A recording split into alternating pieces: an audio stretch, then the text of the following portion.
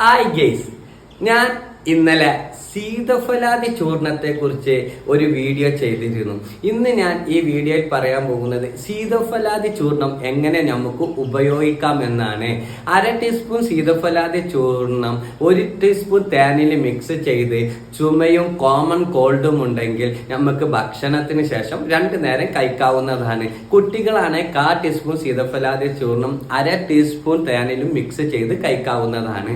ഇനി നമുക്ക് ആസ്മയും നെഞ്ചിലെ കഫം ഒരു തടസ്സമുള്ള കഫം കെട്ടുണ്ടല്ലോ നെഞ്ചില്, ഇങ്ങനത്തെ കേസാണെങ്കിൽ ഇതേ മിശ്രിതത്തിലേക്ക് 1 പിഞ്ച് കുരുമുളക് പൊടിയും കൂടി മിക്സ് ചെയ്ത് 2 നേരം കഴിക്കാവുന്നതാണ്.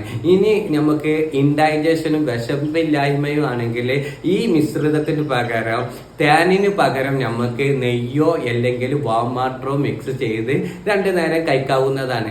5 വയസ്സിന് താഴെയുള്ള കുട്ടികൾക്ക് ഒരിക്കലും കൊടുക്കുന്നത് നല്ലതല്ല. അതുപോലെ തന്നെ പ്രമേഹ രോഗികളാണെങ്കിൽ തേന് മിക്സ് ചെയ്ത് ഇത് കഴിക്കരുത്. നല്ലത് ഒരു ആയുർവേദ ഡോക്ടറെ കണ്ട് കഴിക്കുന്നതായിരിക്കും.